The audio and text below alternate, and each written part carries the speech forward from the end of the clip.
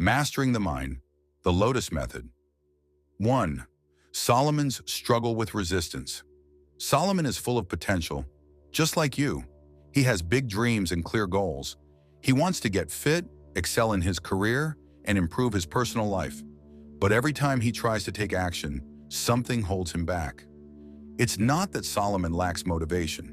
He watches motivational videos, listens to podcasts, and reads about self-improvement. Yet when it's time to act, he finds himself scrolling through his phone instead of working on his goals. Every time he plans to start something important, his brain pulls him towards something easier, something more comfortable. This isn't just a Solomon problem, it's a universal one. The mind naturally resists discomfort and seeks distractions like social media, games, or daydreaming. He feels like he's battling himself. No matter how much motivational content he consumes, it never lasts. He realizes he needs something deeper, something more grounded than fleeting bursts of inspiration. Eastern philosophy often compares the mind to a wild monkey, jumping from one thought to the next, avoiding anything difficult. The Buddha once said, "Your worst enemy cannot harm you as much as your own unguarded thoughts." This is Solomon's reality. His own mind is sabotaging him, pulling him away from what he truly wants. But there is a way forward. The ancient monks understood this battle and developed methods to tame the restless mind. The first step? Awareness. The mind resists to protect us from discomfort, but recognizing this pattern allows us to break free. Solomon stops blaming himself and instead observes his thoughts without judgment. Before you can change your thoughts, you must first become aware of them. Now that Solomon understands his mind's resistance, how does he move forward? The next phase of the Lotus Method will teach him how to release this resistance and flow with his thoughts instead of fighting them. 2. Embracing the flow of life. Solomon realizes that his old methods forcing himself to work harder and pushing through resistance aren't working. He starts seeking deeper wisdom. That's when he stumbles upon the teachings of Lao Tzu, the ancient philosopher of Taoism. One of Lao Tzu's teachings resonates deeply with Solomon. By letting it go, it all gets done.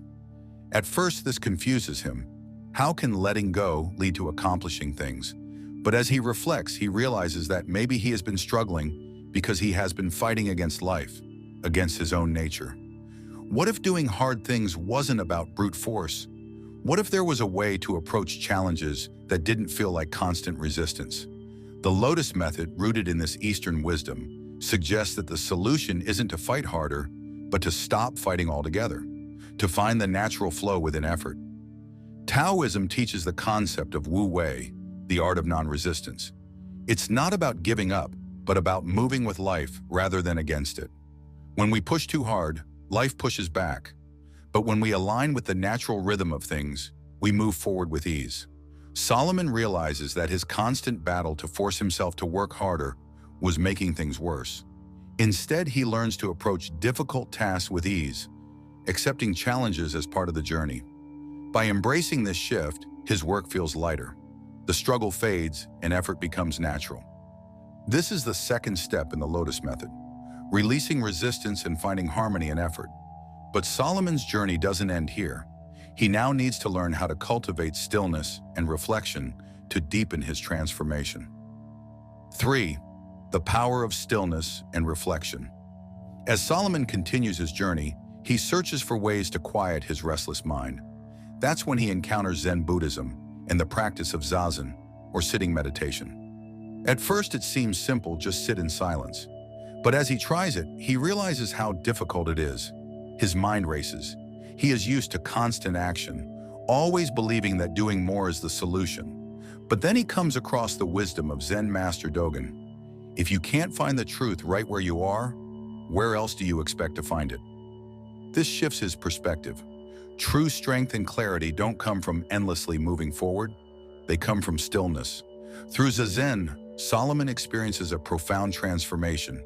His chaotic, scattered mind begins to settle, like a lake calming after a storm. The more he practices stillness, the clearer his thoughts become. The challenges that once felt overwhelming now seem manageable. He realizes that his resistance came from his constant urge to always be in motion. But in stillness, he finds a sharpness in his thoughts, an inner clarity he never experienced before. This is the third step in the Lotus Method, cultivating stillness as the foundation for growth. Just like the lotus flower, which rises through the mud to bloom in purity, Solomon learns that his struggles, the very things that cause stress and anxiety, are what nourish his growth. But stillness alone isn't enough. Now he must take this calm focus and turn it into purposeful action. 4. Turning reflection into action. With a clear mind, Solomon is ready to take action. He recalls the wisdom of the Shaolin monks, who not only meditate but also perfect their bodies through disciplined training. They believe that mental clarity and physical action must be in harmony. One cannot exist without the other. Solomon realizes that meditation has given him clarity, but now he must apply it. Like a Shaolin monk practicing a kata, he approaches each task with precision, purpose, and patience. Instead of multitasking, he focuses on one thing at a time, giving it his full attention. The fourth step in the Lotus Method is action with intention. True mastery is the balance between reflection and action. Meditation without action leads to stagnation. Action without reflection leads to burnout. But when both are aligned, extraordinary progress becomes possible. Even with this newfound focus, however, Solomon encounters a new challenge: impatience. 5. The lotus and the art of patience. Despite his efforts, Solomon grows frustrated. Progress is slow. He wonders if he's doing something wrong. That's when he recalls the teachings of Eastern monks about the lotus flower. The lotus grows slowly, pushing through thick mud before it blooms. The monks teach that its beauty lies in its patience. It doesn't rush the process, it blooms when it's ready. Solomon realizes he must do the same. Rushing creates resistance. By letting go of his impatience, he finds peace in the journey. He learns to trust the process.